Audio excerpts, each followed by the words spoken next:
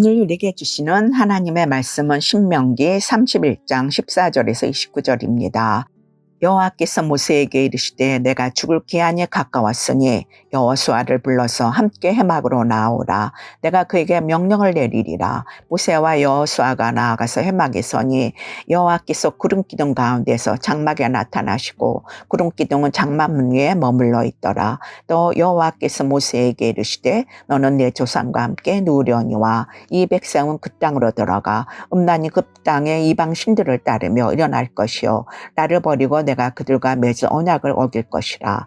내가 그들에게 진노하여 그들을 버리며 내 얼굴을 숨겨 그들에게 보이지 않게 할 것인즉 그들이 삼킴을 당하여 허다한 재앙과 환란이 그들에게 임할 그때에 그들이 말하기를 이 재앙이 우리에게 내림은 우리 하나님이 우리 가운데 계시지 않은 까닭이 아니냐 할 것이라. 또 그들이 돌이켜 다른 신들을 따르는 모든 악행으로 말미암아 내가 그때에 반드시 내 얼굴을 숨기리라. 그러므로 이제 너희는 이 노래를 써서 이스라엘 자손들을 가르쳐 그들의 입으로 부르게 하여 이 노래로 나를 위하여 이스라엘 자손들에게 증거가 되게 하라. 내가 그들의 조상들에게 맹세한 바 적과 끓이는 땅으로 그들을 인도하여 드린 후에 그들이 먹어 배부르고 살찌면 돌이켜 다른 신들을 섬기며 나를 멸시하여 너의 언약을 어기리니 그들이 수많은 재앙과 환난을 당할 때에 그들의 자손이 부귀를 잊지 아니하 이 노래가 그들 앞에 증인처럼 되리라. 나는 내가 맹세한 땅으로 그들을 인도하여 드리기 전 오늘 나는 그들이 생각하는 바를 아노라. 그러므로 모세가 그날 이 노래를 써서 이스라엘 자손들에게 가르쳤더라. 여호와께서 또 눈의 아들 여호수아에게 명령하여 이르시되 너는 이스라엘 자손들을 인도하여 내가 그들에게 맹세한 땅으로 들어가게 하리니 강하고 담대하라. 내가 너와 함께 하리라 하시니라. 모세가 이 율법의 말씀을 다 책에 써서 마친 후에 모세가 여호와의 언약궤를 매는 레위 사람에게 명령하여 이르되 이 율법책을 가져다가 너희 하나님 여호와의 언약궤 곁에 두어 너희에게 증거가 되게 하라. 내가 너희의 반역함과 목이 곧은 것을 아나니 오늘 내가 살아서 너희와 함께 있어도 너희가 여호와를 거역하였거든 하물며 내가 적은 후의 일이랴. 너희 지파 모든 장로와 관리들을 내 앞에 모으라. 내가 이 말씀은 그들을 귀에 들려주고 그들에게 하늘과 땅을 증거로 삼으리라. 내가 알거니와 내가 죽은 후에 너희가 스스로 부패하여 내가 너희에게 명령한 길을 떠나 여호와의 목전에 악을 행하여 너희의 손으로 하는 일로 그를 격노하게 하므로 너희가 후일에 재앙을 당하리라 하니라. 아멘. 오늘 하나님은 모세와 여호수아를 함께 회막으로 부르셨습니다. 그리고 말씀하셨습니다. 16절입니다. 또 여호와께서 모세에게 이르시되 너는 내 조상과 함께 누우려니와 이 백성은 그 땅으로 들어가 음란히 그 땅의 이방신들을 따르며 일어날 것이요 나를 버리고 내가 그들과 맺은 언약을 어길 것이라. 하나님께서 이 백성이 나를 버리리라고 말씀하셨습니다. 이 말을 들었을 때 모세는 어땠을까요? 죽을 날이 가까운 모세가 사명이 다하는 날 들었던 말이 백성의 배교입니다. 40년을 고생한 결과가 배교입니다. 자기는 들어가고 싶어도 들어가지 못하는 약속의 땅에서 백성들이 배교한다고 합니다. 얼마나 충격적이었을까요? 여호수아는 정말 당황했을 것 같습니다. 그가 믿고 따랐던 멘토요 강력한 리더자인 모세가 이제 죽고 그 뒤를 자신이 잇는다고 합니다. 모세가 이스라엘 앞에서 공포할 때도 실감이 안 났는데 이제는 하나님이 말씀하십니다. 모세의 후임이라는 것도 정복전쟁도 두려움인데 백성들이 배교한다고 합니다. 배교할 백성을 이끄는 일은 무너질 탑을 쌓는 것 같습니다. 허무할 것 같은데요. 왜 하나님은 사명이 다한 모세와 사명을 시작하는 여호수아에게 이스라엘이 하나님을 버리고 이방신들을 섬길 것이라고 알리신 걸까요? 왜 노래까지 만들어서 백성들에게 가르치라고 하신 걸까요? 하나님의 의도는 하나님이 어떤 분인지 알 때 알 수 있습니다. 본문에 나타나는 하나님은 어떤 분이십니까? 첫째로 하나님은 다 아시면서 사랑하시는 분이십니다. 하나님은 창조 전부터 우리를 아시고 사랑하셨습니다. 에베소서 1장 4절입니다. 하나님은 세상 창조 전에 그리스도 안에서 우리를 택하시고 사랑해 주셔서 하나님 앞에서 거룩하고 흠이 없는 사람이 되게 하셨습니다. 창조 전입니다. 우리가 태어나기 전입니다. 그때부터 하나님은 우리를 택하셨고 사랑하셨습니다. 우리가 범죄할 줄 몰라서 사랑하신 것이 아닙니다. 이스라엘이 하나님을 버릴 줄 몰라서 택하신 것이 아닙니다. 21절입니다. 나는 내가 맹세한 땅으로 그들을 인도하여 드리기 전 오늘 나는 그들이 생각하는 바를 아노라. 하나님은 이미 아셨습니다. 그들을 가나안 땅에 인도하기 전인 지금 그들이 품고 있는 생각이 무엇인지 아셨습니다. 그들이 하나님을 버릴 것을 알고 있었습니다. 이스라엘이 하나님을 버리는 때는 언제입니까? 20절입니다. 내가 그들의 조상들에게 맹세한 바 젖과 꿀이 흐르는 땅으로 그들을 인도하여 드린 후에 그들이 먹어 배부르고 살찌면 돌이켜 다른 신들을 섬기며 나를 멸시하여 내 언약을 어기리니. 하나님이 가나안 땅에 들인 후입니다. 정복 전쟁을 끝내고 정착해서 살 때입니다. 배부를 때입니다. 하나님의 은혜로 땅을 차지하고 하나님의 은혜로 풍요를 누릴 때입니다. 그때 그들은 하나님께서 주신 풍요의 공로를 가나안 땅의 신들에게 돌릴 것입니다. 그들은 하나님을 버리지 않았다고 말할지 모르겠습니다. 가나안의 신들을 섬기지만 하나님도 계속 섬길 것이기 때문입니다. 하지만 하나님은 많은 신들 중에 한 분이 아니지요. 유일신이십니다. 종교 혼합주의는 여호와 신앙을 버리는 것입니다. 하나님을 떠난 것입니다. 멸시하는 것입니다. 하나님은 그들이 애굽의 노예 생활과 40년 광야 생활 동안 하나님을 찾다가 가나안 땅에서 버릴 것을 아셨습니다. 배고플 때 하나님을 찾다가 배부를 때 하나님을 버릴 줄 아셨습니다. 배은망덕할 것을 아시면서도 그들을 사랑하셨습니다. 그들은 배은망덕에서 끝내지 않습니다. 17절입니다.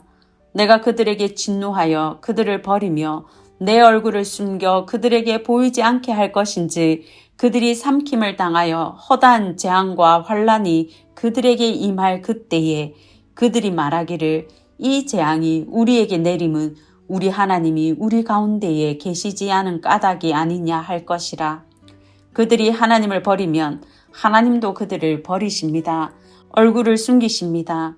하나님이 외면하시는데요. 이 장면은 눈앞에 있는 신하에게서 은총을 거둔 왕이 얼굴을 돌리는 것입니다. 은총을 거두는 것입니다. 하나님이 얼굴을 숨기실 때 이스라엘을 향했던 하나님의 한없는 복과 은혜는 거둬집니다. 수많은 저주와 재앙이 그들을 덮칠 것입니다. 그때 회개하면 좋지만 이스라엘은 회개하지 않습니다. 하나님을 원망합니다. 하나님이 도와주지 않아서 우리가 이렇게 고통합니다.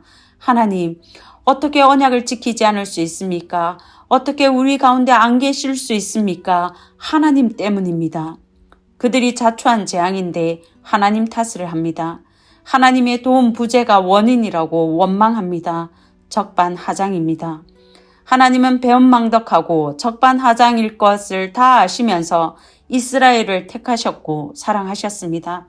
예수님도 마찬가지입니다. 예수님은 베드로가 배신할 것을 아셨습니다. 누가복음 22장 34절입니다. 이르시되 베드로야 내가 네게 말하노니 오늘 닭 울기 전에 내가 3번 나를 모른다고 부인하리라. 예수님은 베드로의 배신을 예수님이 붙잡히실 때가 되었을 때 아신 것이 아닙니다. 처음부터 아셨습니다. 처음부터 베드로의 배신이 기정사실이었는데 아시면서 베드로를 제자로 부르셨고 사랑하셨습니다. 수제자로 삼았습니다. 우리는 다를까요?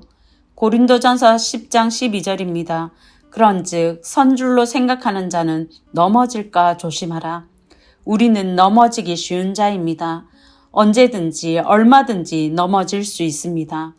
사람은 타고난 변절자요 연약한 죄인입니다. 하나님은 우리가 얼마나 연약한 죄인인지 아셨습니다. 아시면서도 택하셨고 사랑하셨습니다. 아시면서도 하나님의 사랑을 거두지 않았습니다. 약속의 땅에 들어가서 배교할 것을 아시면서도 맹세하신 약속을 지키십니다. 왜 그러실까요? 하나님은 사랑이시기 때문입니다. 사랑이신 하나님은 자기 백성을 사랑하시되 영원한 사랑으로 한결같이 사랑하십니다. 끝까지 사랑하십니다. 성도 여러분, 하나님은 우리를 사랑하십니다. 무지해서 사랑하시는 것이 아니고 다 아시면서도 무조건적으로 사랑하십니다. 우리가 타고난 변절자인 것을 아시면서도 사랑하십니다. 우리의 계획이 항상 악할 뿐임을 아시면서도 한결같이 사랑하십니다. 태초부터 우리를 사랑하신 변함없는 그 사랑을 믿으시기 바랍니다. 둘째로, 하나님은 다 아시기에 준비시키시는 분이십니다.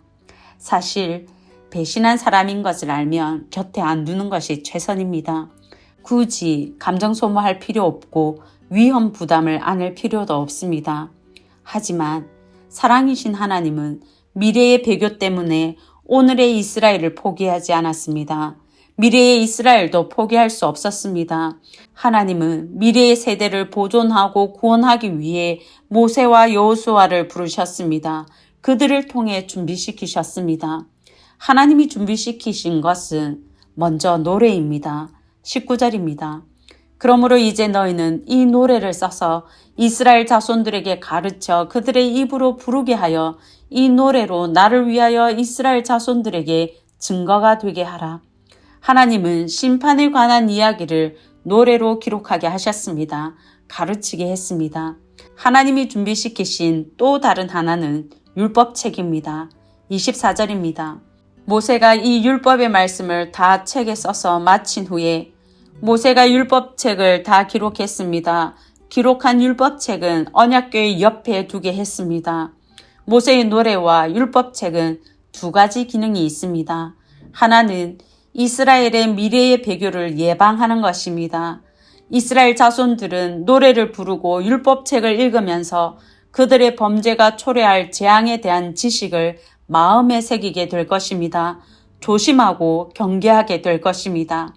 또 다른 기능은 증인과 증거의 역할입니다. 그들이 재앙과 환난 당할 때 모세의 노래와 율법책이 그들을 고소할 것입니다. 그들의 죄악 때문이라고 증거할 것입니다. 그들이 하나님이 언약을 외면했다고 도와주지 않아서 재앙과 환난을 당했다고 원망하지 못할 것입니다. 어릴 때부터 불렀던 노래가 그들이 언약을 깨뜨렸기 때문인 것을 증언하기 때문입니다. 이스라엘의 배교는 기정사실입니다. 역사적으로 반드시 일어날 것입니다. 그들이 하나님을 버릴 때 하나님은 반드시 얼굴을 숨기실 것입니다. 배교의 결과 그들은 반드시 재앙을 당하고 환난을 당할 것입니다. 이 또한 기정사실입니다. 하나님은 이 모든 일이 역사적으로 일어날 것을 아십니다. 아시기에 준비시키셨습니다. 자기 백성을 보존하기 위해 그들의 범죄와 재앙을 예방하고 돌이키기 위해 노래와 율법책을 준비시키셨습니다. 성도 여러분, 하나님은 우리의 미래를 아십니다. 미래를 아시는 하나님은 우리의 믿음을 준비시키시고 우리의 필요한 모든 것을 준비시키십니다. 그 하나님을 믿으시기 바랍니다. 특별히 우리가 넘어지지 않도록 주신 말씀을 늘 곁에 두고 읽고 찬양을 통해 믿음을 견고히 하시는 저와 서문의 성도님들 되시길 바랍니다. 이제 들은 말씀과 교회를 위해 기도하겠습니다. 첫째, 나를 다 아시고도 사랑하시는 하나님, 나의 미래를 아시고 준비시키시는 하나님을 믿고 신뢰하게 하소서. 둘째, 아름다운 인생 후반 특강이 잘 준비되게 하시고 우리 인생을 말씀 앞에 세우게 하소서.